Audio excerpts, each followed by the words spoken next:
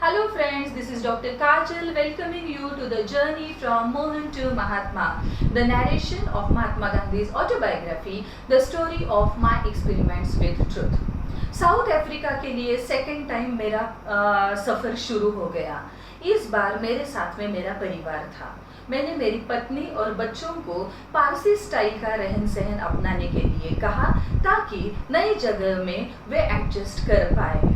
Natal पहुंचने के लिए हम लोगों को लगभग 18 दिन लगे, लेकिन वहां पहुंचने के 4 दिन पहले ही समुंदर में तूफान आ गया था और यह तूफान मानो आगे आने वाले एक बड़े तूफान की चेतावनी मुझे दे रहा था।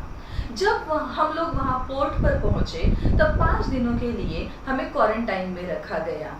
एक इशू था कि हम जब मुंबई से रवाना हुए थे तब मुंबई में प्लेग था। इस कारणवश हम लोगों को हेल्थ की वजह से वहाँ पे बाजू में रखा गया। दूसरी वजह यह भी थी कि नेटल एक्चुअली वहाँ के गोरे और भारतीयों के बीच में का एक द्वंद्व की जगह हो गई थी। वहाँ के पॉलिटिकल पार्टी का भी गोरे लोगों को सपोर्ट था। मिस्टर हैरी एस्कॉम जो कि कैबिनेट के बहुत ही इन्फ्लुएंशियल स्पीकर थे, वे भी ओपनली इन मीटिंग्स में पार्टिसिपेट कर रहे थे। क्वारंटाइन के दरमियान वहां पहुंचे भारतीयों को यह कहकर डराया गया कि अगर आप वापस नहीं जाते हो तो आपको समुद्र में ढकेल दिया जाएगा और अगर आप चुपचाप से अपने देश वापस जाते हो तो आपको टिकट का पैसा भी नहीं लगेगा। मेरे खिलाफ मेनली 2 चार्जेस लगाए गए थे। पहला कि मैंने भारत में साउथ अफ्रीका के गोरों को बदनाम किया है और दूसरा मैंने आते समय दोनों शिप में बहुत सारे भारतीयों को मैं लेकर आया हूँ ताकि नेटल में भारतीयों की संख्या गोरों से ज़्यादा हो और हम उन्हें ओवरपावर कर सके। लेकिन मेरा ऐसा कोई उद्देश्य नहीं था। मैं इस बारे में टोटली इनोसेंट था। जब हम लोगों को पोर्ट से अपने घर जाने के लिए रवाना होना था उस समय मिस्टर एस्कॉम का मुझे मैसेज आया कि वहाँ के लोगों में मेरे खिलाफ काफ़ी गुस्सा है और इस वजह से रात में अंधेरा होने के बाद ही मैंने मेरे घर जाना चाहिए। मैंने यह प्रस्ताव स्वीकार किया, लेकिन कुछ समय बाद मिस्टर लाफ्टन आए और उन्होंने मुझे कहा कि अगर आपको डर नहीं लगता है तो हम मिसेस गांधी और बच्चों को आगे रुस्तम जी के घर भेज देते हैं और हम दोनों पैदल चलते हैं, क्योंकि मुझे यहाँ अच्छा नहीं लग रहा है कि चोरों की तरह आपको चुपचाप अंधेरे में घर पे जाना पड़े और साथ ही मुझे आपसे कुछ बात भी करनी है। मुझे यह बात भी ठीक लगी। हम दोनों जब रास्ते पर से आगे जा रहे थे तो अचानक से एक 5-6 युवाओं का ग्रुप हमारे ऊपर अटैक करने आया। वे जोर जोर से चिल्ला रहे थे। जब हमने रिक्शा पकड़ने की कोशिश की तो उन्होंने रिक्शा वाले को डरा धमका कर भगा दिया और मिस्टर लाफ्टन को बाजू में करके उन्होंने मेरे ऊपर अटैक किया। मुझे लाथें मारी, मुझे किक किया, मेरे ऊपर पत्थर, ब्रिक्स और अंडे, सड़े हुए अंडे भी उन्होंने मेरे ऊपर मारे। मुझे सांस लेने को भी बहुत तकलीफ होने लगी थी। जैसे तैसे मैं सामने के एक घर के रेलिंग को पकड़ के खड़ा हुआ। उसी समय मिसेस अलेक्जेंडर जो कि वहाँ के पुलिस सुपरिटेंडेंट की वाइफ थी, वह वहाँ से गुजर रही थी। वह मुझे जानती थी। वह मेरे और अटैकर्स के बीच में आई और उस वजह से मेरे ऊपर अटैकर्स अब कुछ करना, मुझे वह मार नहीं पा रहे थे। मीनवाइल वहाँ के एक विटनेस इंडियन ने जाकर पुलिस स्टेशन में कंप्लेंट की और पुलिस स्टेशन से मिस्टर अलेक्जेंडर ने कुछ लोगों को भेजा जिन्होंने सेफली मुझे घर पहुँचाया।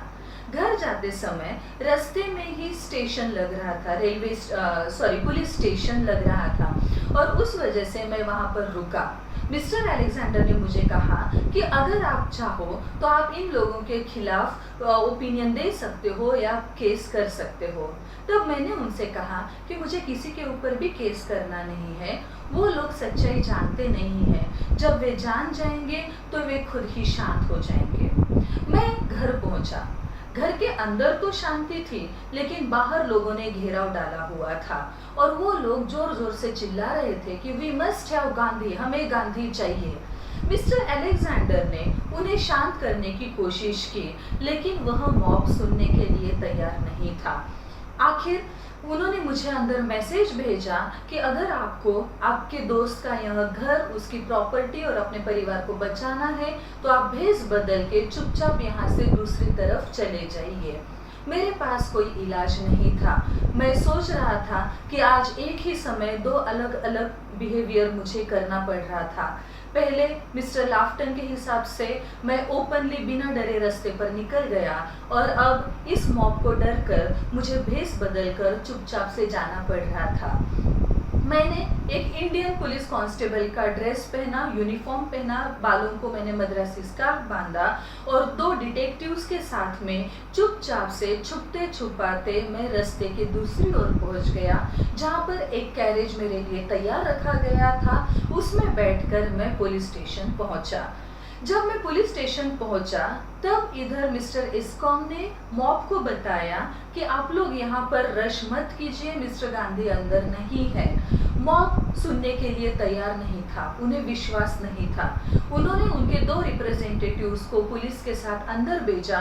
जब उन्होंने देखा कि अंदर मैं नहीं हूँ तो मिस्टर इस्कॉम के कहने पे वे लोग सब अपने अपने घर पे चले गए, पर अभी भी वे लोग गुस्से में ही थे। 2 दिन मुझे रेलवे स्टेशन में रुकना पड़ा। उस दरम्यान मिस्टर इस्कॉम ने मुझे यह भी कहा कि अगर आप चाहो तो इन लोगों के ऊपर केस कर सकते हो।